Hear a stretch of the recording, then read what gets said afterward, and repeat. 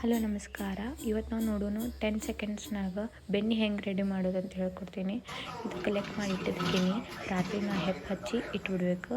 So ನಾನು ಮುಂಜಾನೆ ಏನು ಮಾಡ್ತೀನಿ ಅಂತಂದ್ರೆ ಒಂದು ಕಂಟೈನರ್ನಾಗ ಅದು ಬೆಣ್ಣೆ ತೆಗೆದು ಹಿಂಗೆ ಇಟ್ಕೊತೀನಿ.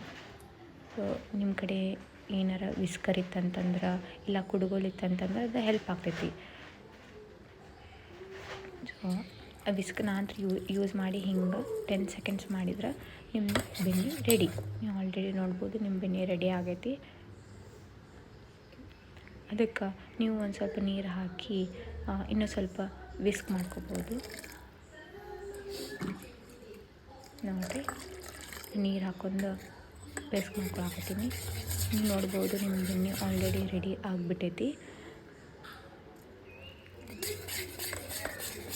ಸೊ ಇದು ಎದಕ್ಕಂತಂದ್ರೆ ಎಲ್ಲರೂ ಒಂದು ಸ್ವಲ್ಪ ಮಿಕ್ಸರ್ ಯೂಸ್ ಮಾಡ್ತಾರೆ, ಭಾಳ ಲೆಂದಿ ಪ್ರೊಸೆಸ್ ಯೂಸ್ ಮಾಡ್ತಾರೆ. ಅದು ತೊಳಿಬೇಕು ಇದು ತೊಳಿಬೇಕು.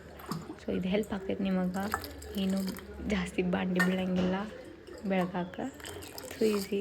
ಇದು 10 ಸೆಕೆಂಡ್ಸ್ನಾಗ ಆಗೋದು ಬೆಣ್ಣೆ. ನೋಡ್ಬೋದು ನೀವು ಬೆಣ್ಣೆ ಆಲ್ರೆಡಿ ರೆಡಿ ಆಗಿಬಿಟ್ಟೈತಿ. ನೀವು ನೋಡ್ಬೋದು ನೋಡಿರಿ.